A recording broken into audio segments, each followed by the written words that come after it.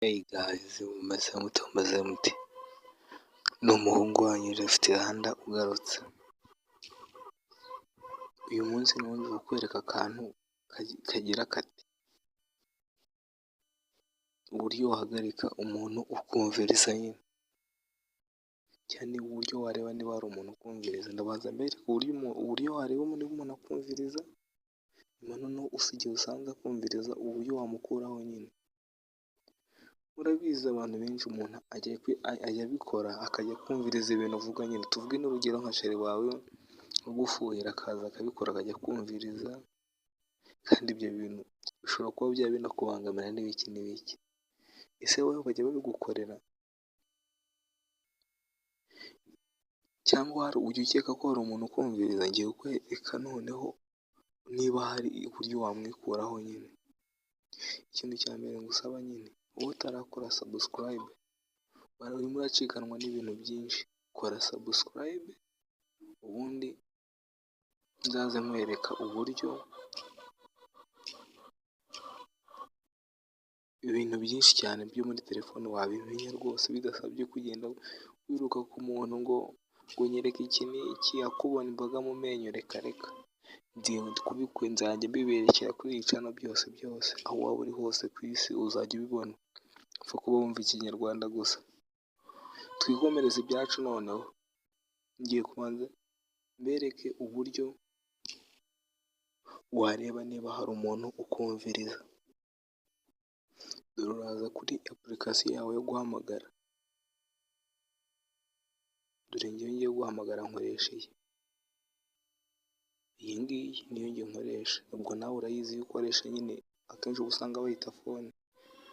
Urangiza urahita uza ukande hano ku kantu kameze gutya, aka. Niba utagafite nta kibazo, harahita hazamo ahantu ho kwandika. Nimakanda harahita haza gutya ibintu byo kwandika bisanzwe nyine. Nurangiza ugiye kureba ukuntu niba hari umuntu ukumviriza, urakanda akanyenyeri urwego 6 2 urwego, uhita ukanda hano nk'ugiye guhamagara.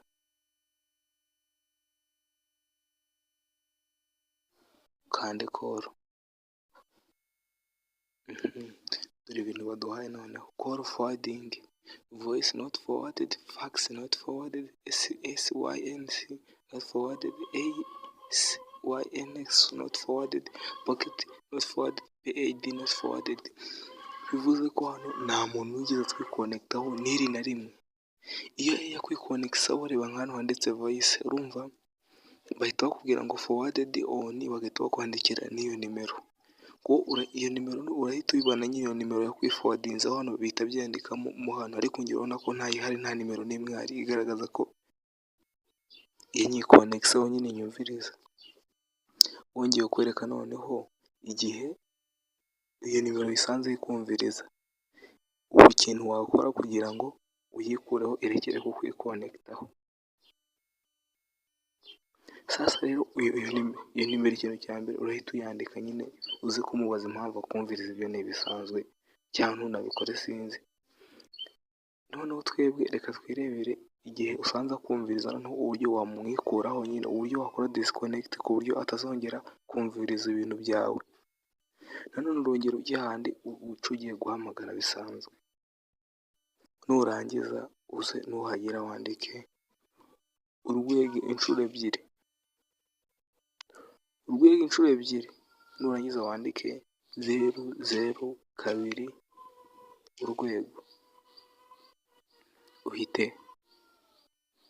uhamagara hahandi nyine naberetse umuntu agiye guhamagara. Dore naha tukanda call, tegereze gato.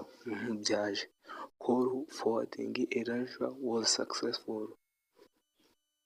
Bya bindi abantu bose bakwikonekitagaho nyine, bose kubasiba birarangiye, byabaye. Umuntu utabyumvisha neza nta kibazo, reka nze musubiriremo. Nababwiye ko iyo umuntu yakwikonegitseho, iyo ushaka kureba umuntu wakwikonegitseho ukanda akanyenyeri urwego 6 2 urwego ugahita uhamagara. Hano twe twahise dusanga ntawe, abaye hari nimero zahita ziyandikamo. Noneho kugira ngo usanze yarakwikonegitseho, imibare ukanda kugira ngo nyine arekere kuzajya kumviriza, nyine uraza ukande urwego inshuro 2 002 urwego uhamagare bisanzwe.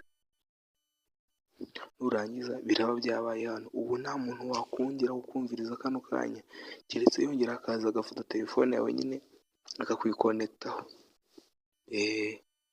Niba aka kantu kagufashije sasa, kora subscribe, ukore like, no muri comment wandikemo ikintu wazagukorera ubutaha. Turi kumwe, ciao ciao.